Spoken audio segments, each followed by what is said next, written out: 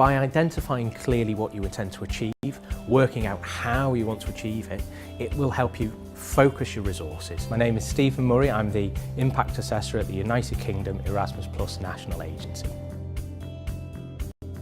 It's a workshop exercise. It's designed for project partners to come together and try and talk through what impact is for their project and what it means for each of them. The impact guide itself, it's a short series of exercises, a facilitated stage through a workshop, almost a cross sign, the plus. You gather around a work table and put this tool in front of you, and there are 4 stages of potential impact, whether that's systemic, learners, organisations or project staff. Stage 1 of the Impact Plus tool is exploring project aims and objectives. So the impact of your project, it may be to enhance the learning experience of learners. And that goes straight into the middle box of the exercise. You've now got a reference point in the centre box. What we want partners to do now is just discuss different things that could indicate that they have achieved some progress towards the impact in the centre. At this stage, there's nothing that's right or wrong.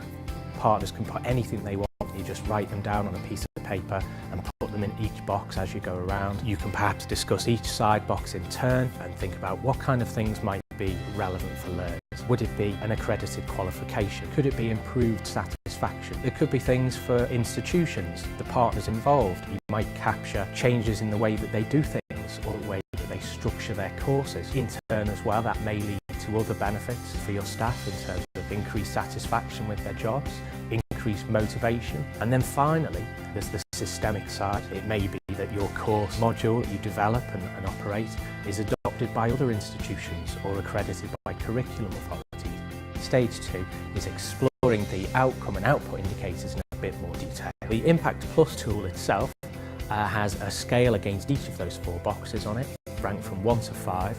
So what you can do there is, as a group, you can collectively discuss how important each of those 4 boxes and the impact notes that you've put in each of them are to your project. You shouldn't rank every one of the 4 outside boxes as top impact.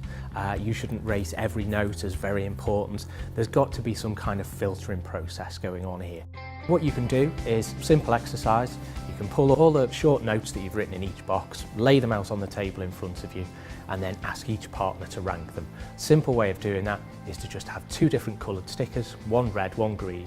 Stage 3 of the Impact Plus exercise is about identifying potential data sources and data collection methods. It's very similar to the very first stage where you put all your notes on the outside boxes. You extract your chosen indicators, place them on the table in front of you or on a sheet, and then you ask all of the partners present, just write down on the note ideas for potential data sources. One of the best ways to make best use of your time and resources is to look at what's already there. Stage 4 of the Impact Plus exercise is about bringing it all together. There's a simple tool that we've provided. It's just a simple table that helps you drop all this information into.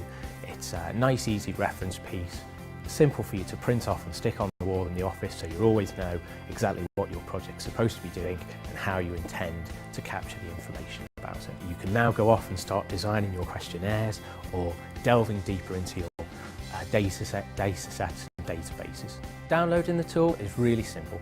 You just go to the Erasmus Plus National Agency website and look for the tool on our Impact Assessment Resources page.